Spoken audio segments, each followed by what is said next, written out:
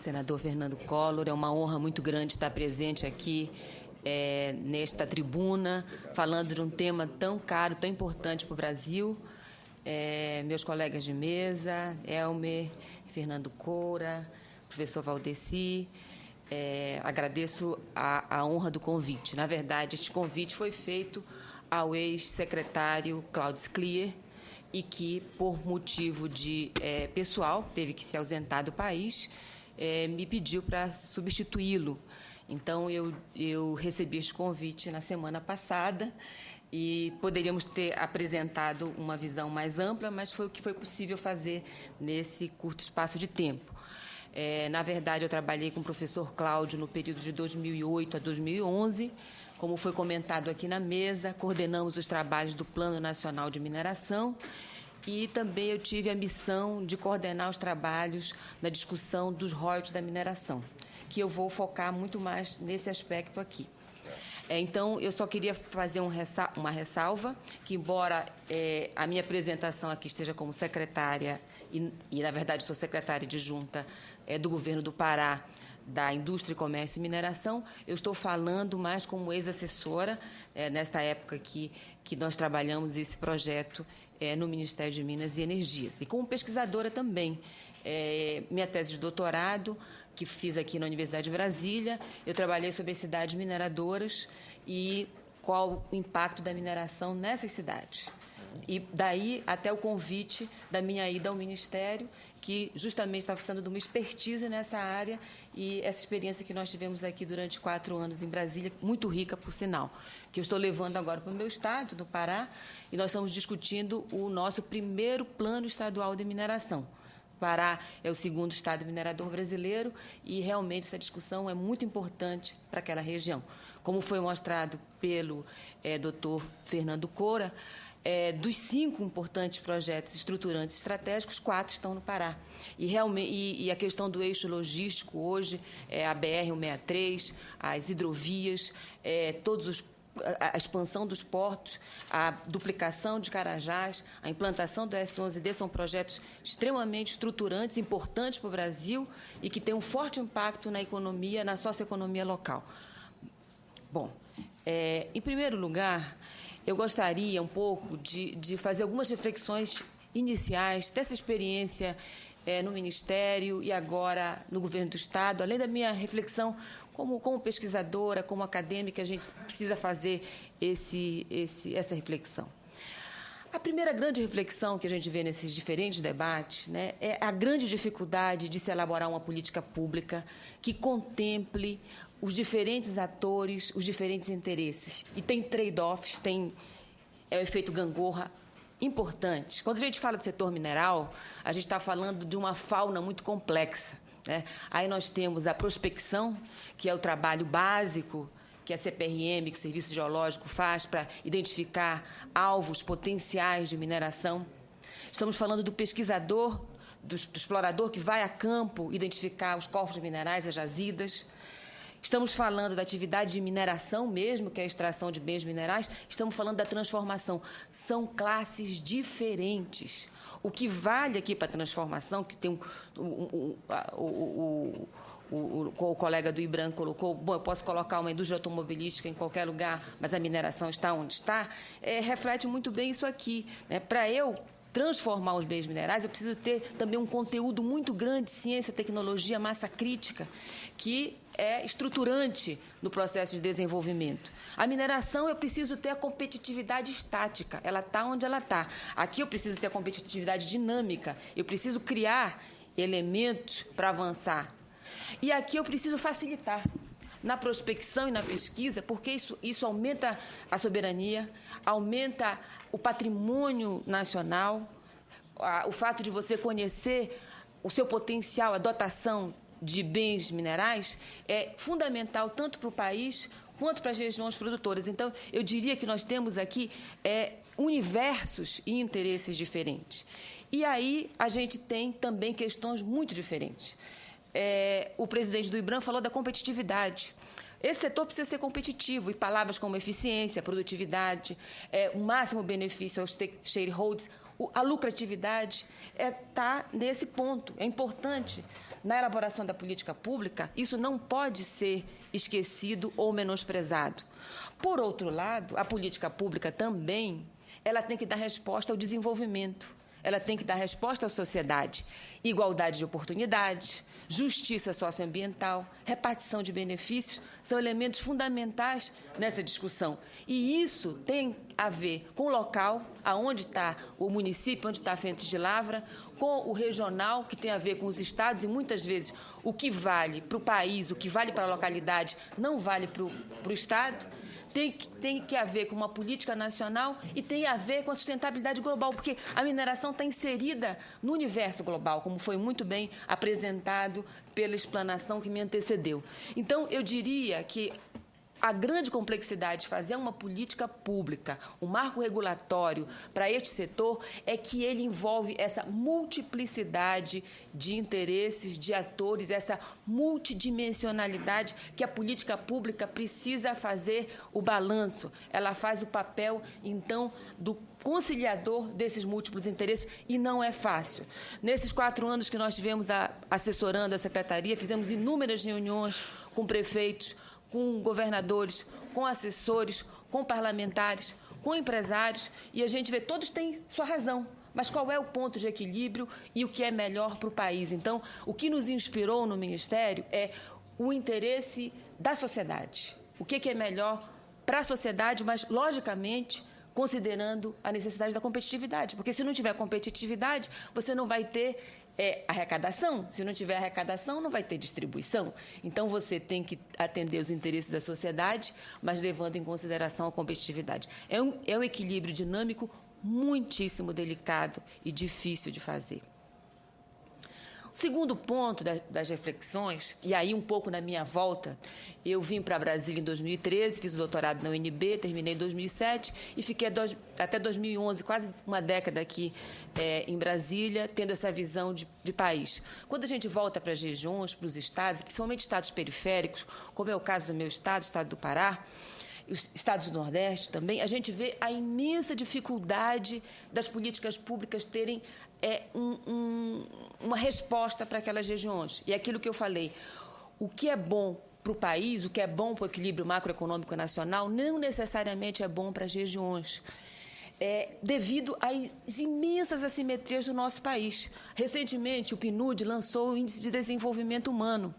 E vocês podem constatar os diferentes países que nós temos, como nós lá no Norte falamos do Sul Maravilha, que seria as regiões Sudeste, Sul e parte do Centro-Oeste, porque Brasília também faz parte desse índice de desenvolvimento elevado. Se vocês observarem, dos 5.565 municípios do Brasil, dos 10 piores, 4 estão no Pará. O ranking do pior município é Melgaço, que é na região do Marajó, que está no estado do Pará.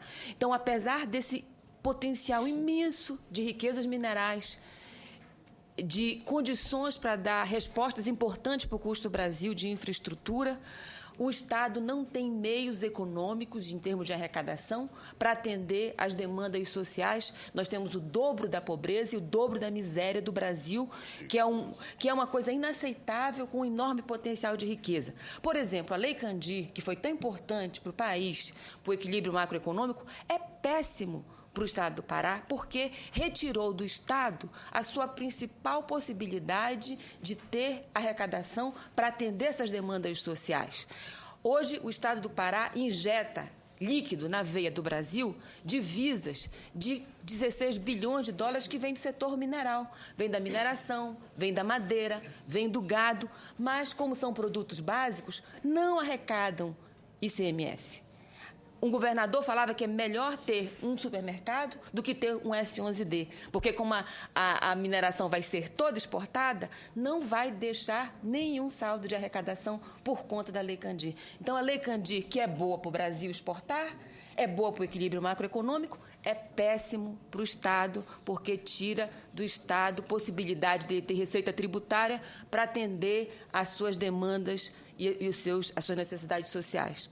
Por exemplo, a desoneração do IPI, que foi tão boa nessa conjuntura, é péssima porque também reduz o repasse para estados e municípios. A opção por hidrelétrica, uma energia limpa, quem vai falar contra as hidrelétricas? É fantástica para o país, mas é péssima para as regiões, para as comunidades indígenas, para os ribeirinhas, que o Estado também tem que dar uma resposta para essas comunidades, entende? Então, a matriz de desenvolvimento nacional é extremamente complexa, dado as assimetrias do nosso desenvolvimento nacional. E, por fim, uma terceira observação. Normalmente, o foco das nossas políticas é muito voltado para o curto prazo. Carece o país, e durante a minha estada aqui em Brasília, o Itamaraty lançou muitas discussões, participamos lá do Ministério, de ter uma visão estratégica, de ter planos estratégicos para o país, mas eu diria que ainda carecemos. Ainda carecemos dessa visão estratégica. Os ministérios não dialogam. Os ministérios técnicos elaboram uma proposta pensando competitividade, mas quando chega no Ministério da Fazenda, o que fala mais alto é o equilíbrio macroeconômico das contas externas, que passa um rolo compressor em cima dos interesses nacionais e dos interesses regionais. Não tem sensibilidade para as questões regionais. Isso aqui seria, assim, as minhas reflexões durante esse período aqui no Ministério, e eu acho que a grande complexidade, daí as 372 emendas hoje neste Código, né? Então, essa visão estratégica, ela deveria considerar a competitividade. Sem competitividade não tem arrecadação, não tem repartição de benefícios, não tem justiça social. Mas a gente tem que considerar o desenvolvimento. E tem que considerar o Pacto Federativo, tem que considerar os interesses dos Estados, e aí eu acho que está a oportunidade. Eu vejo assim que o papel dos senhores senadores, nossos deputados, nossos parlamentares, na votação deste marco, é observar, é identificar essas janelas de oportunidade que contemplem, que tenha essa sinergia, que tenha essa sincronicidade aí entre o nosso processo de desenvolvimento nacional, que contemple as regiões no Pacto Federativo, mas que permitam às empresas a sua competitividade. É essa que está a arte da política, eu vejo, a política pública. Bom, já foi falado bastante aqui sobre o papel da mineração, a importância, não vou me alongar muito, né? Só queria destacar, por exemplo, a diferença aí entre o país, o interesse nacional e os estados. Por exemplo, no caso brasileiro, é 4,2% do PIB, aí estamos falando indústria extrativa, indústria de transformação. Se considerar só extrativa, é 1,8%, 1,9%. 20% das exportações, também considerando a transformação, 8% dos empregos da indústria. Veja só que para o Pará, 85% das exportações vem desse setor. É mais de 10% do PIB, porque nós não temos esse dado muito bem depurado. Mas eles só geram 1,5% do emprego e em torno de 3% da arrecadação. Quer dizer, deveria pelo menos ser equivalente à proporção do PIB, à participação desse setor, por conta de uma lei nacional que é interessante para o país, mas que fere os interesses dos estados. Os órgãos de controle que a gente observou, eu não vou aprofundar este assunto, porque na época que nós estávamos no Ministério, a ideia era que viesse 3 projetos de lei. Um que mudava o sistema de outorga, que é o Decreto-Lei 227, de 67. Um que mudaria o sistema da compensação financeira e outro que criaria a Agência de Mineração e o Conselho, né? Se decidiu, faz 2 anos que eu estou afastada do Ministério, se optou por 3. Na minha opinião, é uma opção equivocada, porque algumas discussões acabam contaminando outras discussões que são mais relevantes. Por exemplo, no caso dos ROT, é onde eu vou aprofundar mais, que é a compensação financeira pela exploração mineral. A gente não via a compensação apenas como uma compensação, mas também como um instrumento para fazer uma política industrial para o país. E isso, por exemplo, era travado pelo Ministério da Indústria e Comércio, era travado pelo Ministério da Fazenda, mas que outros países, foi muito citado aqui a Austrália faz isso.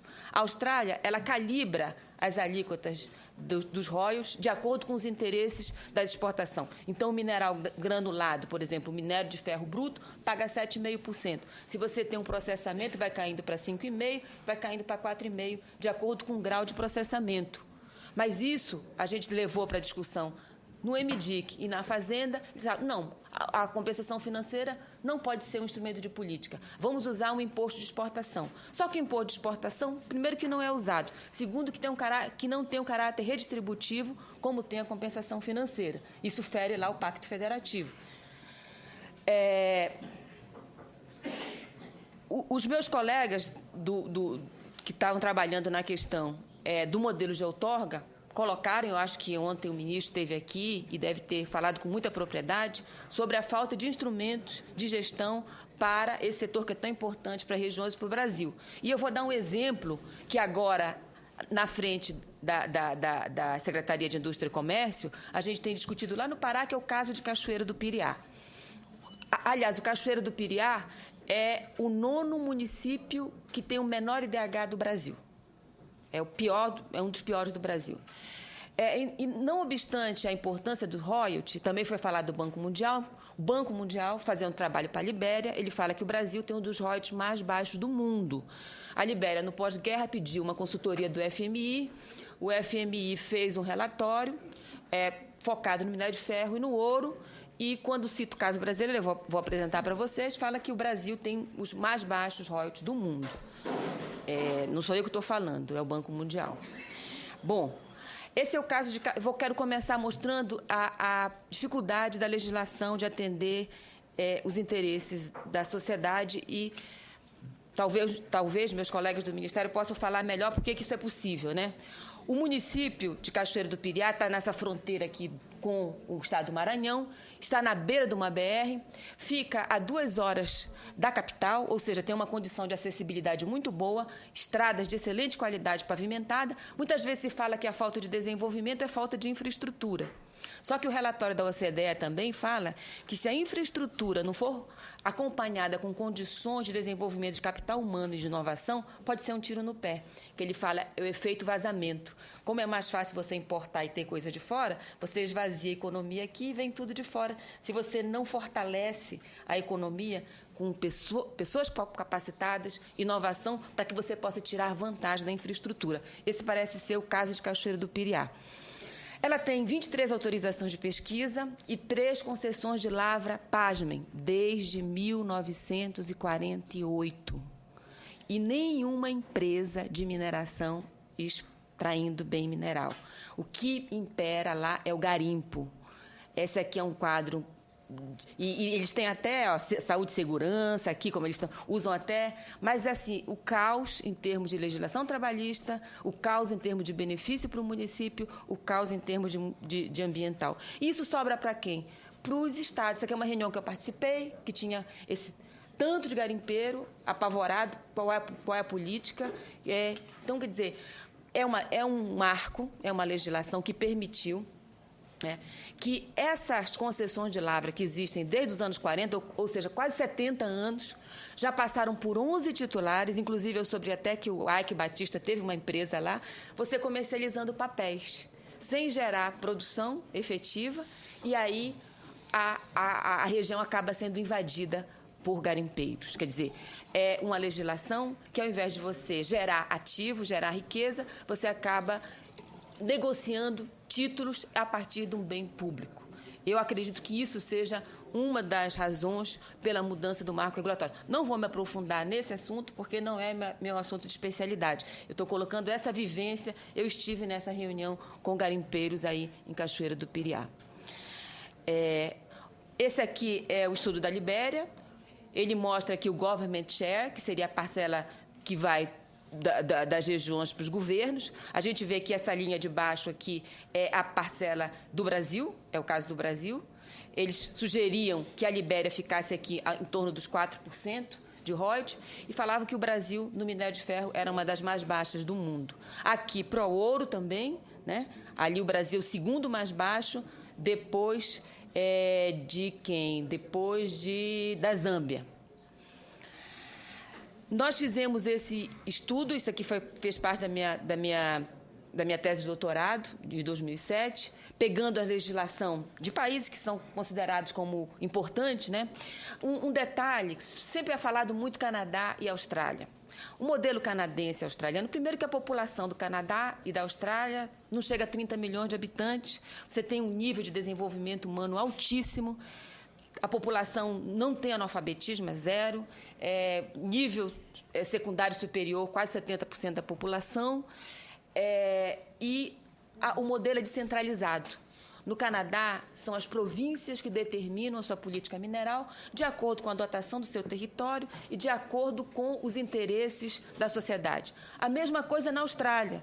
O estado que poderia ser equivalente ao nosso Minas Gerais é o Western Austrália, que é o grande produtor de minério de ferro. Ele também tem uma política, ele determina a sua política de acordo com a sua dotação, com seus interesses. Então, nós pegamos a legislação, África do Sul, que recentemente tinha feito a sua mudança, a Colômbia Britânica, que tem a Austrália Ocidental, Quebec, Queensland e o Brasil. Pegamos o relatório da Samarco e da Mineração Rio do Norte, a partir do demonstrativo de resultado de exercício, e aplicamos como se fosse a legislação desses países. Vejam que, para o caso da bauxita, nós teríamos a segunda menor alíquota, a segunda menor carga tributária aqui. E para o minério de ferro, essa diferença enorme aqui, pegando os casos concretos dessas duas empresas que apresentaram, publicaram seus demonstrativos de resultado de exercício, que vai reforçar o estudo que o Banco Mundial também fez, né? Bom, as principais mudanças, eu vou falar rapidamente, só porque eu vou me aprofundar no marco, né? Então, mudanças importantes no sistema de outorga, mudança do sistema de concessão pelo contrato de lavra. Isso é uma mudança profunda, porque a concessão teria um prazo até o esgotamento da mina, não teria prazo. Agora você tem um contrato com pactuações e um prazo de 40 anos, acesso a essas áreas por meio de licitação chamada pública, inclusão de novos encargos de bônus de assinatura, introdução de programa exploratório mínimo, acervo técnico considerado parte integrante. Isso aqui é muito importante. Veja só que o conhecimento geológico do Pará, meu estado, escala de 1 para 100 mil, segundo os meus colegas da geologia, é em torno de menos de 2% do território. Mas tem muitas empresas pesquisando. E esse acervo depois é perdido, porque não volta para o setor público. Então, no novo marco, se pressupõe que esse acervo técnico, depois, certamente passado o prazo de quarentena, digamos assim, ele retorna ao setor público. E a transferência de titularidade com anuência da agência. Qual é a breve leitura que nosso grupo rapidamente fez, né? Primeiro, uma readequação de investimento importante e com um viés muito forte de reforço a grandes grupos. A possibilidade de participação da pequena mineração vai ficar na dependência da regulamentação. Então, por exemplo, assim como tem compras públicas que você dá privilégios para micro e pequena empresa, eu acho que tem que atentar na regulamentação isso para não prejudicar a competitividade da pequena. A priorização de instrumentos de comando e controle em relação aos instrumentos de mercado. E aí eu senti uma certa reforço a esses instrumentos, o que onera o ente público, exige um efetivo muito grande para estar acompanhando e fiscalizando, quando você pode colocar uma taxa mais alta, você pode colocar instrumentos econômicos que é muito mais custo efetivo. O aumento do controle estatal, isso se observa na maior parte das discussões, e a gente vê uma possibilidade de acomodação às regras no longo prazo, destacando que regras estáveis e claras são favoráveis aos investimentos, desde que haja normalidade de acesso às áreas e às garantias, que eu acho que isso é muito importante para o investidor. A criação da agência de transformação do NPM, não vou entrar nessa discussão, e gostaria de entrar, então, na questão da compensação financeira, que foi realmente o trabalho que eu me dediquei, né? A ideia de alteração do artigo 20 da Constituição Federal, que foi regulamentado pelas leis 990 e 8001 e o decreto 1 do DNPM. Qual era a nossa leitura, né? Eu vou colocar um pouco da proposta original do grupo técnico, do qual eu coordenei no período que eu estive no Ministério, e um pouco comentar as propostas que saíram no PL. Por que é necessário mudar a compensação financeira? Primeiro ponto, né? Quando a gente fala, se sabe que o mercado de bens minerais é um mercado cíclico, como muito bem colocou o presidente do IBRAM. Preços baixos, saem muitos atores do mercado, preço sobe, facilita a exploração, aumenta a oferta, o preço cai. Se você olha ao longo do tempo, realmente esse movimento cíclico, conjuntural. Mas você tem um fundamento, a população global ela cresce. Hoje nós temos 7 bilhões de habitantes e a perspectiva mais otimista de estabilidade seria em torno de 9 bilhões em 2050. Ou seja, 500 milhões de pessoas a mais por ano da casa a comida, né? Precisando se vestir, transportar, telecomunicações, alimentações, que demanda fortemente bens minerais. Então, a avaliação dos fundamentos em termos de oferta e demanda, do que o mundo tem a oferecer, das minas que existem hoje e das potencialidades de crescimento de demanda a partir do crescimento populacional, ele é muito forte. A legislação vigente da compensação financeira, ela gera muitas judicializações e dificulta a fiscalização, como o próprio presidente do IBRAM reconheceu na sua fala. As alíquotas hoje, na lei 8001 e 7990, que varia de 0,2% a 3% do faturamento líquido, ela não respeita nenhum critério técnico. Então, a nossa ideia era dar alguma racionalidade nessa calibragem. Ela não contribui para agregar valor no território nacional, muito pelo contrário, eu acho que o país está numa armadilha da commodity, ele está promovendo, beneficiando a exportação de commodity em detrimento a uma política muito mais estruturante para o desenvolvimento e agregação de valor em território nacional. Daí a desindustrialização que nós estamos vivendo hoje.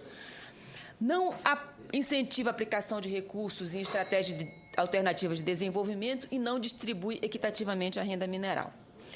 Bom, isso aqui foi o que nós levantamos de diferentes países, Índia, Estados Unidos, Austrália, que em 2009 até fizeram mudanças recentes, importantes. Por exemplo, na Índia, a alíquota, a tributação é sobre a receita bruta dos royalties, 10%. Né?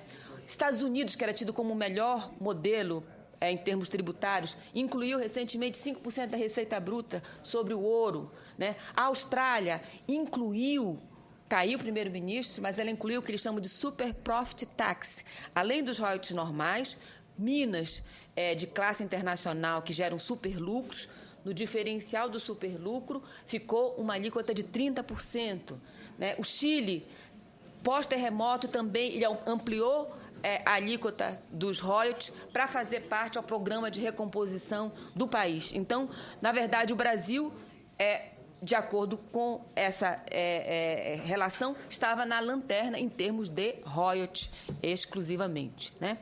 Eu não vou, já tocou a campainha, não vou me atentar em falar aqui sobre o artigo da Constituição Federal que normatiza a questão dos royalties, mas só quero destacar para as palavras participação e compensação.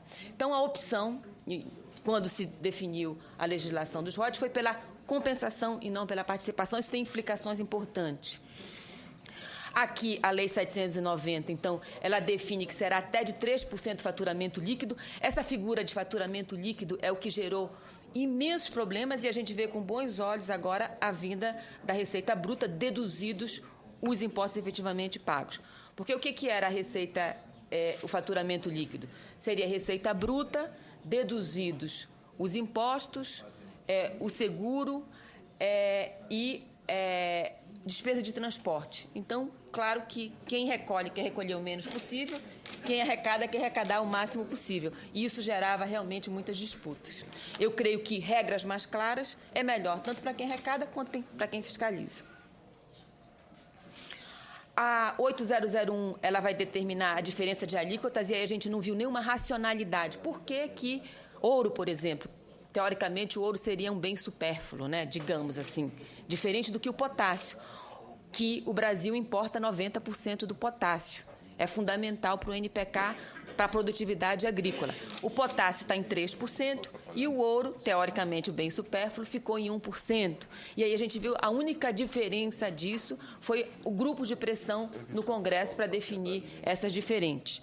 E a distribuição contemplando fundamentalmente o município. 23% para os estados e 12% para a União com as suas diferenças. Aqui o decreto que regulamentou implantação da lei e um pouco dos principais indicadores, né? Os municípios recebem hoje 65%, os estados 23%. Isso foi muito ruim para os estados. Por quê? Antes da introdução da compensação financeira, nós tínhamos o Imposto Único sobre Minerais, em que 70% ia para os estados. E esse recurso os estados usavam para o sistema estaduais de mineração, aonde os estados puderam implementar políticas estruturantes da mineração. Não vê apenas a mineração, como diz o nosso deputado Gabriel Guerreiro, com os olhos da tesouraria, mas vê a mineração como uma plataforma efetiva de desenvolvimento. Então, quando você tinha esse recurso para os estados podiam estruturar melhor suas políticas minerais para ver como é que essa mineração se integra no seu estratégia de desenvolvimento. Hoje, o olho para a mineração é só quanto que eu posso arrecadar, é a visão de tesouraria. E se esquece o papel estruturante, o papel de levar o desenvolvimento ao interior, o papel de puxar investimento de infraestrutura que a mineração tem, certamente, para as regiões cada vez mais remotas para onde a mineração está avançando. Aqui, um pouco, a evolução da compensação financeira. Realmente, ela acompanha o que muitos especialistas chamam de superciclo das commodities, que começou mais ou menos em 2000 e vai até a crise, né? Cresceu realmente bastante.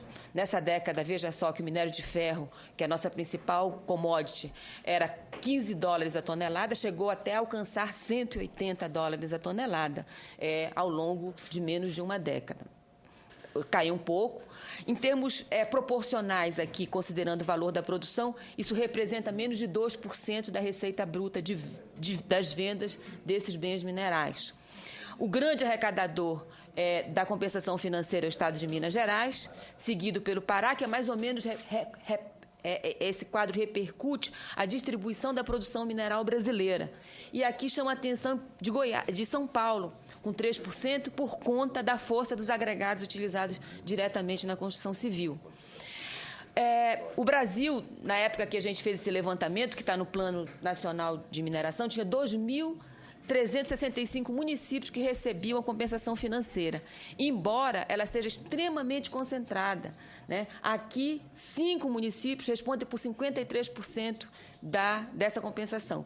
Parauapebas, no Pará, sede da Vale, de Carajás, é o principal arrecadador do Brasil. Isso gera problemas sérios para a administração pública estadual, porque gera desigualdades regionais profundas, onde o município que tem a frente de lavra recebe todos os benefícios, mas acaba enfraquecendo o entorno. Então, para fazer quem vê essa visão mais macro-regional é o Estado, só que ele não tem elementos para fazer uma política estruturante. Sem dúvida, o minério de ferro é o principal arrecadador, com 72%. Esse minério de ferro, quase que 85% dele é exportado, portanto, isento da arrecadação de ICMS, de PIS/COFINS. Se está na Amazônia, você tem 75% de isenção de ICMS. Então, aí é um ponto. Tem que separar o joio do trigo. O que é carga tributária excessiva para a mineração e o que é carga tributária excessiva do Brasil? Não há dúvida que o Brasil tem uma carga tributária excessiva, mas é excessiva para quem produz e agrega valor internamente. Quem produz commodity e exporta é extremamente beneficiado. E aí precisa separar quem é quem, porque senão você coloca todo mundo no mesmo bolo e acaba fazendo uma política equivocada. Bom, os destaques, né? A ideia dos princípios norteadores era as diretrizes gerais, com a política mineral, diferenciação dos bens minerais segundo a função econômica e o que é que agrega valor internamente, o que é commodity que é importante para o equilíbrio macroeconômico do Brasil, o que é prospecção. Você precisa separar isso, senão você vai fazer uma política equivocada. Equidade na partilha e uso sustentável das rendas. Isso aqui é fundamental, porque não adianta você melhorar a arrecadação, aumentar a arrecadação, e o prefeito vai fazer a festa da cebola lá no seu município. Né? Você tem que ver realmente como uma plataforma estruturante. O royalty mineral é uma ponte entre um recurso não renovável, que ele vai acabar mais cedo ou mais tarde, e uma possibilidade de utilizar isso sabiamente para criar condições econômicas para o município, para a região sobreviver depois do esgotamento da mina. Já temos alguns casos disso no Pará, o município de Oriximiná. A frente de lavra está avançando para outro município, o município está perdendo a arrecadação e a nossa pergunta, será que ele estava preparado para perder essa arrecadação que ele está perdendo? e a legislação não contempla isso. Bom, quais foram os destaques que o nosso grupo original, que trabalhou lá no Ministério, preveu? Mais do que a alíquota, muitas vezes a discussão vai muito em cima da alíquota, é 2, é 3, é 4, mas o mais relevante é a base. Porque você pode ter uma alíquota grande, como é, por exemplo, Colômbia Britânica, coloca 25%, mas é sobre o lucro. E muitas vezes as empresas não têm lucro, então você recolhe zero. Ou você pode colocar 5% ou 2% da receita bruta. Se a receita bruta é significativa, 2% é muita coisa. Então, mais importante do que a alíquota é a base.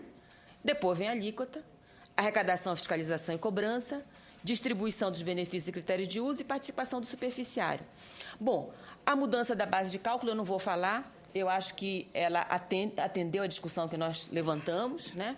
A nossa ideia, aí eu concordo, eu acho que tem que ter essa calibragem aqui de acordo com a agregação de valor, aí você estaria dando uma diferenciação para quem agrega valor internamente, que paga outros impostos, e para quem está exportando. Eu acho que o exportador deveria pagar mais, porque quem agrega internamente está demandando conhecimento, demandando serviços bancários, demandando serviços de comunicação, demandando serviços das universidades, técnicos, especialistas, gerando efeitos multiplicadores na economia, e a exportação não, está indo embora direto.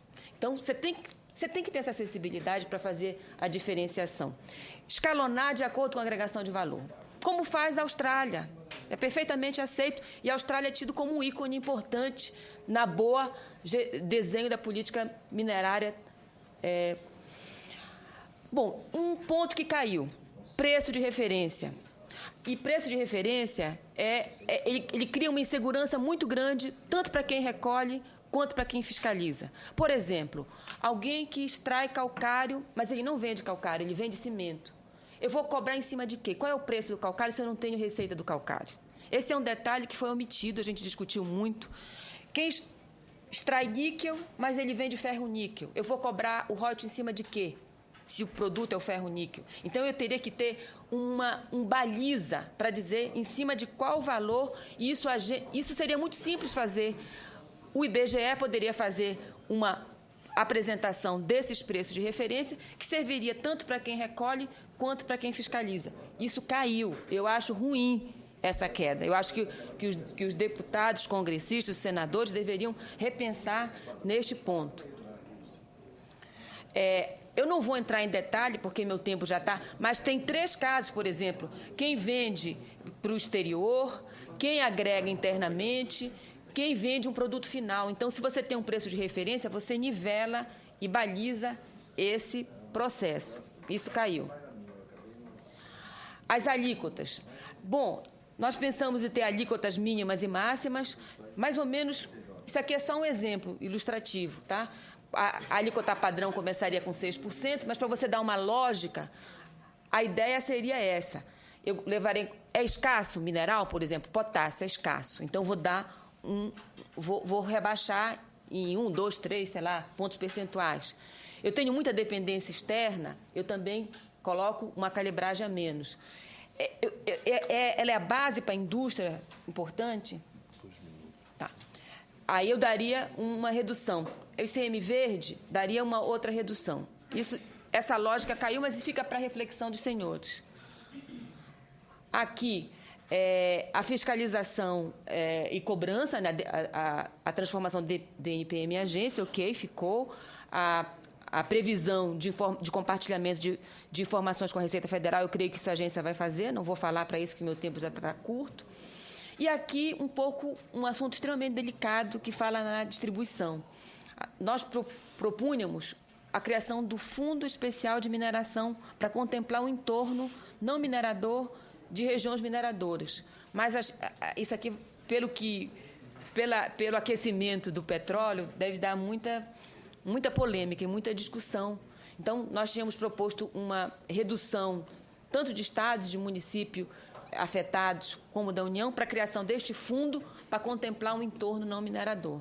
Isso aqui foi muito criticado pelo Ministério do Planejamento e a Fazenda também acha que não tem por que criar um novo fundo. Mas a gente tem, eu vou deixar aqui para os senhores, não vai dar tempo de eu explorar, a análise no estado do Pará, como é que isso funciona. O município minerador, ele atrai, a gente chama efeito imã, os benefícios, mas isso acaba esvaziando o entorno, gerando problemas regionais. É muito importante ter essa visão regional e a mineração realmente vai ser uma plataforma de desenvolvimento. Isso caiu. A participação especial, a exemplo da Austrália, novamente, considerada como um ícone da boa gestão de tributação para a mineração, caiu também. Não foi incluída a participação do superficiário, que hoje é 50%, maior do que o Estado, maior do que a União, apresenta lá 20%, eu acho que isso é um fator importante para a competitividade. Ficou, né, na verdade. Né?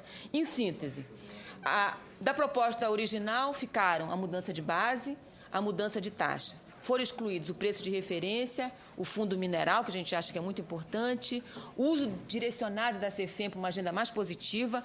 Hoje a CEFEM não pode ser utilizada para pagar dívida nem pessoal permanente, mas o resto tudo pode. A ideia seria investir em diversificação produtiva para fazer face ao esgotamento. E a participação especial também caiu. Não vou entrar nesses detalhes, aqui era o caso do Pará, não vai dar tempo, o senador já está falando que o meu tempo está curto, eu só quero passar para as sugestões finais aqui. Essa apresentação vai ficar com os senhores. Bom, em síntese, a mineração ela tem importância decisiva para o equilíbrio das contas externas do Brasil, isso ninguém discute. Mas o país está refém, na verdade, desse modelo primário exportador. A sua política tributária mineral premia o exportador de commodities e pune quem agrega valor no território nacional. A gente precisa inverter essa lógica, o que faz a China, o que faz os países que querem avançar na estratégia de industrialização. A gente reclama da industrialização, mas os instrumentos de política promovem a industrialização do Brasil. Assim, o crescimento do país está atado na armadilha da commodity. A gente precisa se desarmar disso aqui. Não é fácil, não é? Mas é preciso pensar nisso aqui. Né? Veja só, essa reportagem que saiu recentemente, né, no período 2011 e 2012. Alguns bens aumentaram, como as carnes, outros reduziram em quantidade, mas olha o preço. A volatilidade da commodity é muito grande. E aqui só um exemplo da questão das terras raras, que foi muito falado. Né? Enquanto a monazita custa $500, a produção de imã custa $36 mil. Então, a gente tem... Mas para dar o salto daqui para cá, a gente precisa investir muito em ciência, tecnologia, adensamento de conhecimento. Eu acho que a gente precisa olhar isso aqui, dos nossos bens minerais, e aí você teria uma política realmente de valorização dos bens minerais e uma estratégia voltada para o Brasil. Países como Canadá e Austrália são citados como mais importantes, mas a gente já falou que ele tem esse problema. Bom, eu sugeri incluir no PL o fundo mineral, muito importante para as regiões produtoras, incluir o preço de referência. No sistema de outorga, ao invés da insistência de instrumentos de comando e controle, insistir em instrumentos econômicos. Né? E eu diria assim, aproveitar essa ocasião tão rica para debater o modelo econômico do Brasil, qual é realmente o papel do setor mineral para não ficar preso na armadilha da commodity que hoje nós estamos. Tá? Desculpem ter me alongado, porque o assunto é grande e complexo. Agradeço imensamente a atenção dos senhores. Muito obrigada.